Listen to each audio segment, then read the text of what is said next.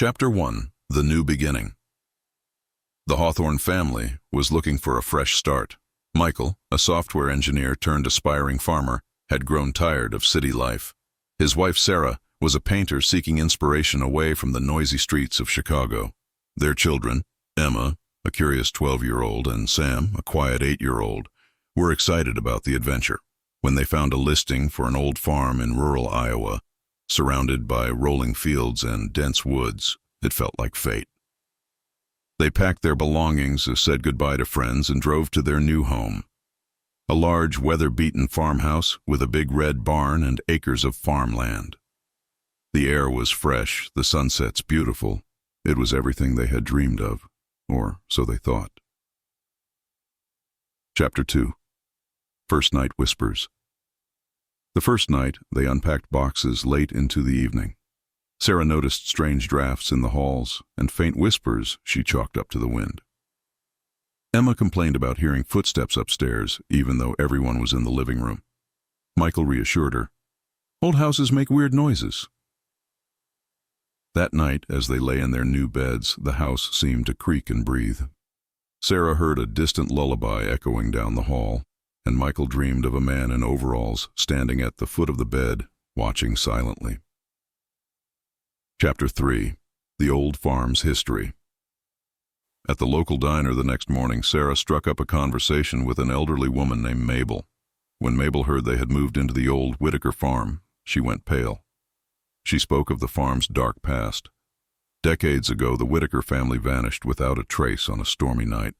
Rumors of curses and restless spirits haunted the farm since then. Sarah tried to laugh it off, but unease settled over her like a thick fog. She didn't tell Michael or the kids, not wanting to scare them. But that night, she felt an icy hand brush her arm as she painted in the attic. Chapter 4: The Barn Secret. Emma and Sam discovered a trap door in the barn floor. Excited, they called Michael. Together, they lifted it and found a narrow stairway descending into darkness. The children begged to explore, but Michael forbade them, sensing something wrong. That night, Emma woke to see a girl in a white dress standing at her window, beckoning. Sam began sleepwalking, muttering about the man in the barn. Michael found Sam standing by the trapdoor one morning, eyes blank and cold. Chapter 5: The Growing Darkness. Sarah started to see fleeting shadows in the fields. Paintings she worked on twisted into horrific images overnight. Dark figures, screaming faces, blood-red skies. Michael heard voices calling him to the barn at night. Emma and Sam spoke to imaginary friends constantly. One day Emma asked Sarah, "Mom, why is that man always crying in the barn?" Sarah's blood ran cold. Animals in the barn began dying mysteriously. Their dog, Toby, refused to enter the house, barking into empty hallways at night. Chapter 6: The Lost Whitakers. Michael discovered an old journal hidden behind a fireplace brick. It belonged to Thomas Whitaker, the original owner. The final entry was scrawled and frantic. "We cannot leave. They won't let us.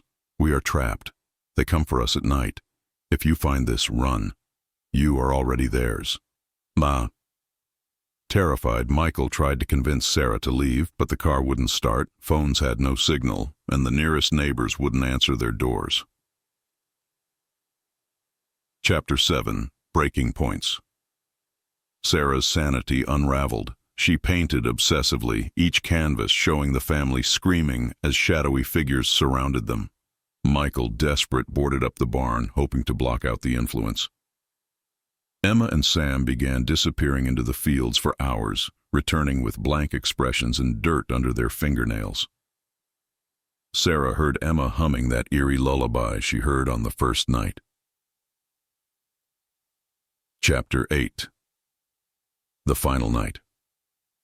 One stormy evening, the family huddled in the living room as shadows moved outside.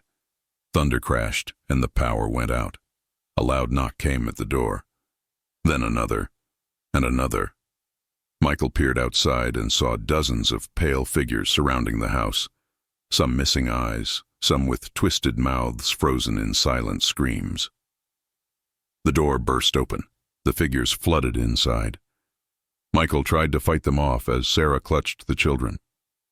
The figures didn't attack. They simply stared, reaching out with icy hands, whispering, "Join us." Chapter 9. The Truth Revealed.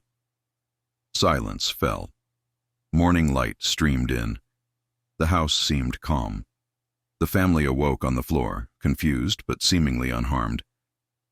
They decided to leave immediately. As they stepped outside, they saw their own car wrecked against a tree at the edge of the property. The doors were flung open, and blood stained the seats. The realization hit them like a sledgehammer. They had died in a crash on their first day, moments before reaching the house. The spirits weren't trying to harm them. They were simply welcoming them into the realm of the dead. Chapter 10. Forever on the Farm. Now aware of their fate, the family looked at each other in horror and resignation. There was no escape. The figures from the night before stood among the trees, watching with sad, hollow eyes. Sarah dropped to her knees, weeping. Michael held her close, whispering apologies. Emma and Sam held hands, confused but calm. Slowly they felt their forms change, less solid, more like mist. By sunset, they joined the other spirits in the fields, drifting silently. The farm became their eternal prison, and their story turned into another local legend. Those who drive by at night claim to see a family waving from the porch, forever waiting for visitors who will never come. The Hawthorne family had sought a new beginning. Instead, they found an ending that would never